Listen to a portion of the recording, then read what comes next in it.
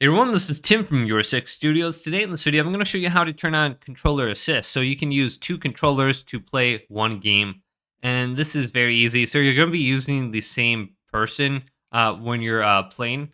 You're just combining the controllers. So we want to go up to settings, and then going down to accessibilities, and then go to controller. Going down to controller assist settings. Says combine the input from two controllers so that two people can play as one. So this might be useful if you have like a kid or something like that. And sometimes they think they're playing, but they're really not. So just give them a controller and then we can turn this feature on. So just turn on controller assist right here, this option.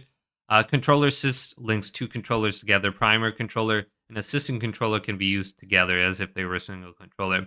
So it's kind of cool. You can pick up either controller and start playing, and then you're good to go. So hopefully this video did indeed help you out. If it did, leave it a big thumbs up.